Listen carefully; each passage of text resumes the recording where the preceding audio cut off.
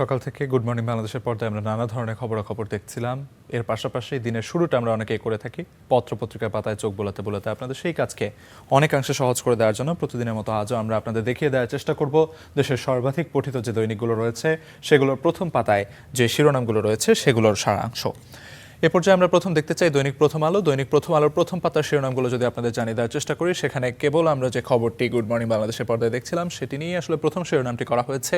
RAB কাগজেই বিলুপ্ত, থাকছে নতুন নামে, অর্থাৎ এসআরবি নামে র্যাব থাকছে, তবে সেটির নাম পরিবর্তন হচ্ছে। তবে এই জায়গায় যে শঙ্কার কথাগুলো আসলে বলা হচ্ছিল যে জবাবদিহিতা, স্বচ্ছতা এগুলো যদি নিশ্চিত করা না যায় তবে সেই ক্ষেত্রে আসলে শুধুমাত্র নাম পরিবর্তনে ইতিবাচক কোনো পরিবর্তন আসলে প্রত্যাশা করা যায় না।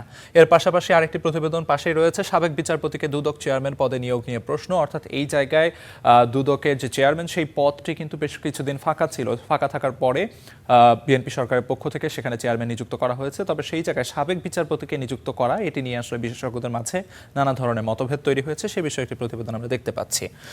এর ঠিক নিচেই আমরা যে প্রতিবেদনটি দেখতে পাচ্ছি তার শিরোনাম আইন শৃঙ্খলায় স্বস্তি আসেনি, পুরোপুরি ঘুরে দাঁড়ায়নি পুলিশ। অর্থাৎ একদিকে যেরকম আমরা খবরে দেখাচ্ছিলাম কিংবা এখানেও হেডলাইনে বলা হয়েছে র্যাবের নাম পরিবর্তন হচ্ছে, ঠিক একইভাবে কিন্তু বেশ কিছুদিন ধরে পুলিশ সংস্কার নিয়েও নানা ধরনের কথাবার্তা চলছে। অর্থাৎ সেই জায়গায় পুলিশের যে ইউনিফর্ম বা পোশাক সেটি কয়েক দফা পরিবর্তন হলো। তবে সেই জায়গায় আসলে নীতিগতভাবে পুলিশের যে ঘুরে দাঁড়ানো, অর্থাৎ তাদের যে নীতিগত পরিবর্তনটি আসা উচিত ছিল সেটি আসলে আসছে কিনা সেটি নিয়ে কিন্তু নানা ধরনের প্রশ্ন থেকে যাচ্ছে, শঙ্কার জায়গাও থেকে যাচ্ছে।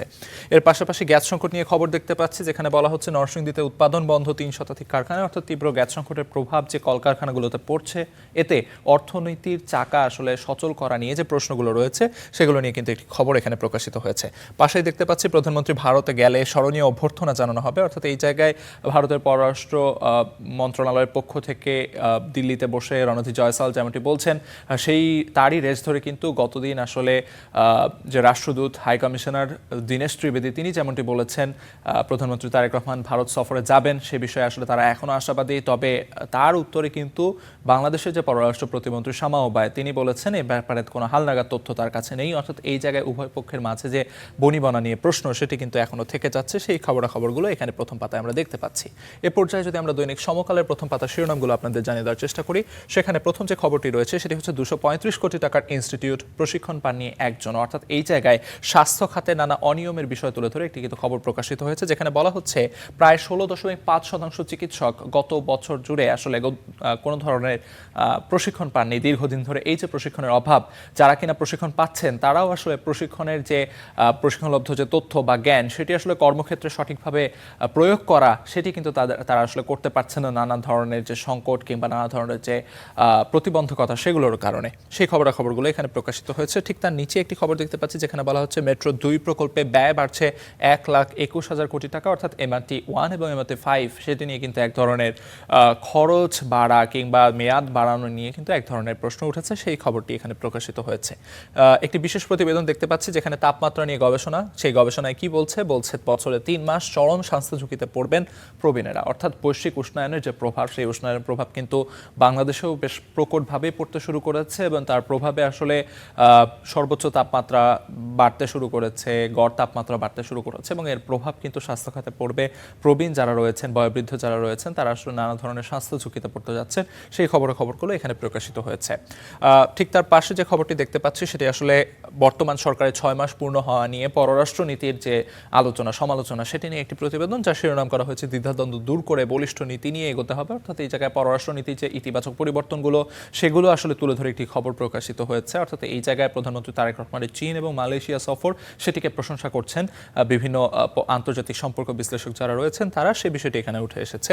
সেই সঙ্গে ভারত সফর নিয়ে খবর পাশেই দেখতে পাচ্ছি, যেটি আসলে দৈনিক প্রথম আলোতেও ছিল। গ্যাস সংকটের খবর রয়েছে, কারখানাগুলোতে উৎপাদন ব্যাহত। পাশে একটি বিশেষ খবর আমরা দেখতে পাচ্ছি, সেখানে একটি ছবির মাধ্যমে আসলে গতকাল থেকে শুরু হওয়া নারীদের জন্য বিশেষ গোলাপি বাস কিংবা পিঙ্ক বাস সেবা যেটাকে বলা হচ্ছে সেটি নিয়ে একটি খবর প্রকাশিত হয়েছে। তবে এই জায়গায় পাশে একটি তথ্য রয়েছে, যে তথ্যে দেখানো হচ্ছে এর আগেও কিন্তু বেশ কয়েকবার নারীদের জন্য বিশেষায়িত বাস সার্ভিস চালু হয়েছিল, তবে সেটি আসলে নানা কারণে পরবর্তীতে বন্ধ হয়ে যায়। যেমনটি বলা হয়েছে 1998 সালে পরীক্ষামূলকভাবে চালু হয়েছিল, এরপর 2001 সালে ঢাকা এবং আশপাশে সেটি আসলে পুরোদমে কাজ শুরু করলেও 2009 সালে সেটিকে একরকম স্থবির হয়ে যাওয়ার পর সেটিকে আবার পুনরায় চালু করা হয়। 2018 সালে দোলনচাপা বাস নামে সেই সার্ভিস আবার চালু করা হলেও পরবর্তীতে 2024 সালে কিন্তু সবকটি বাস আসলে উধাও হয়ে যায় এবং 2026-এ এসে বিআরটিসির পক্ষ থেকে সেই সেবা পুনরায় চালু করা হলো। এ পর্যায়ে যদি যুগান্তরের খবরগুলো আপনাদের দেখে দেওয়ার চেষ্টা করি, সেখানে আসলে প্রথমেই মাদকাসক্তি নিরাময় কেন্দ্রের বিভিন্ন খবর নিয়ে একটি প্রতিবেদনের মতো প্রকাশিত হয়েছে, যেখানে বেশ কয়েকটি শিরোনাম আসলে আমরা দেখতে পাচ্ছি,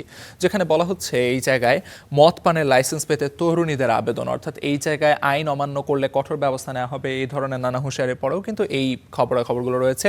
এছাড়া নিম্নমানের এলএনজিতে গ্যাস সরবরাহ ব্যাহত, অর্থাৎ এই জায়গায় গ্যাস সংকট নিয়ে খবর, এবং দিল্লির অবস্থান, প্রধানমন্ত্রী তারেক রহমানের যে ভারত সফর সেটি নিয়ে খবর প্রকাশিত হয়েছে। সেই সঙ্গে নারীদের যে বিশেষায়িত পিঙ্ক বাস সার্ভিস সেই খবরটি রয়েছে। এ পর্যায়ে যদি আমরা দ্য নিউ এজ পত্রিকার প্রথম পাতার খবরগুলো আপনাদের জানিয়ে দেওয়ার চেষ্টা করি, সেখানে আসলে বিএনপি সরকারের 180 দিন বা 6 মাস পূর্ণ হওয়া নিয়ে একটি খবর প্রকাশিত হয়েছে, যার শিরোনামটি এরকম: most reform pledges for admin ignored, অর্থাৎ এই জায়গায় বিভিন্ন ধরনের যে সংস্কার প্রস্তাব বা সংস্কার নিয়ে যে ধরনের অঙ্গীকারগুলো ছিল আসলে সেগুলো আসলে কতটুকু বাস্তবায়ন হলো সেই ব্যাপারে একটি প্রশ্ন কিন্তু থেকে যাচ্ছে, সেগুলো এখানে রয়েছে। সেই সঙ্গে আন্তর্জাতিক প্রসঙ্গের একটি খবর দেখতে পাচ্ছি, যেখানে আসলে রোহিঙ্গা ইস্যুতে খবর প্রকাশিত হয়েছে। বলা হচ্ছে Dhaka raises concern over Naypyidaw's Rohingya narrative, অর্থাৎ নেপিদো বা মিয়ানমারের পক্ষ থেকে রোহিঙ্গা ইস্যুতে যে দাবিগুলো করা হয়েছে সেই জায়গায় আসলে বাংলাদেশের পক্ষ থেকে যে উদ্বেগ সেই উদ্বেগ জানানো হয়েছে।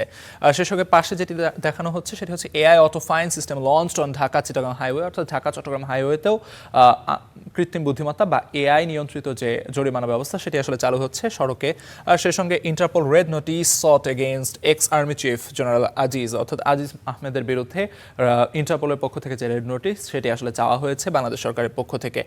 আনন্যাচারাল ডেথ কেস ফাইন্ড, অর্থাৎ এখানে সীতাকুণ্ডে যে বিষাক্ত গ্যাসের প্রভাবে 9 শ্রমিকের মৃত্যু সেটি নিয়ে কেস ফাইল করা হয়েছে, সেই ব্যাপারটি এখানে প্রতিবেদনে উঠে এসেছে। সেই সঙ্গে আরেকটি খবর এখানে দেখতে পাচ্ছি, new pay scale may fuel fiscal pressure inflation economist, অর্থাৎ এই জায়গায় ইকোনমিস্ট যারা রয়েছেন, অর্থনীতিবিদ যারা রয়েছেন, তারা বলছেন নতুন পে স্কেল আসলে মুদ্রাস্ফীতি বাড়িয়ে দেবে এমন একটি শঙ্কার জায়গা রয়েছে। এবং তার পাশেই আসলে সবশেষ খবর যেটি দেখতে পাচ্ছি, গভর্নমেন্ট মাল separate pay scale for teachers, অর্থাৎ এই জায়গায় শিক্ষকদের জন্য আসলে পরিবর্তিত যে পে স্কেল সেটি আসলে প্রস্তাবনা করার চিন্তা ভাবনা করা হচ্ছে। তো মোটামুটি অন্যান্য সমস্ত পত্রিকায় যে খবরগুলো দেখছিলাম একই ধরনের খবরগুলো আসলে সেখানে রয়েছে।